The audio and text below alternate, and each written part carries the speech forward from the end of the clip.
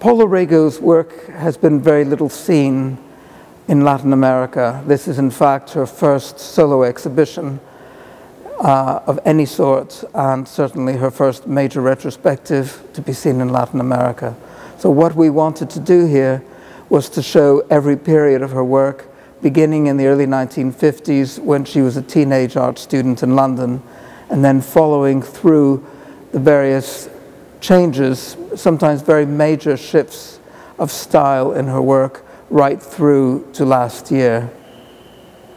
We've selected as many major works as we could borrow from those periods, concentrating on the work of the last 25 years, from the mid-1980s until today. So many of her masterpieces are here, and it's a very unusual opportunity to see all these important works in one place.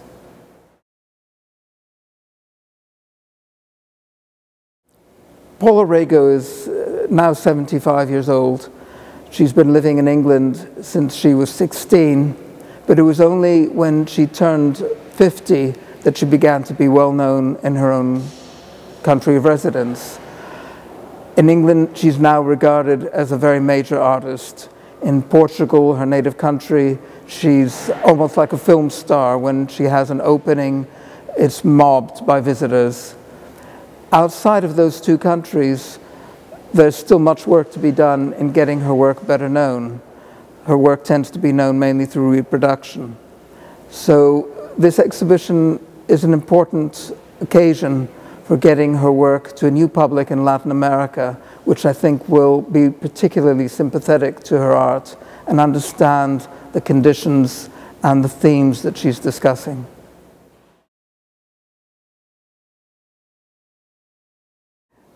It's true that Paula Rego's work is often described as feminist, and it's a term that she's happy to use herself in relation to her work. I think it's a little too narrow a term, even though her work is always made from her own perspective as a woman, from her own experiences, from things that she has witnessed, and things that she feels very strongly about concerning the treatment of women that she remembers as a child in Portugal during the years of the Salazar dictatorship, for example.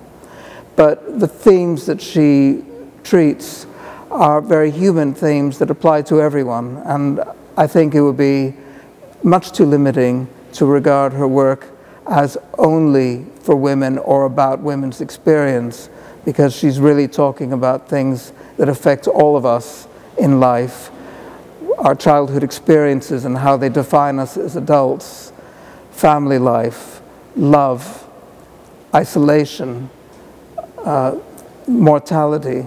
They're very, very basic, but really deep and important themes that affect all of us in our lives. And I would hope that every person in our society would have some level of access to the work and feel connected to it, and not feel that it was only made for one section of society.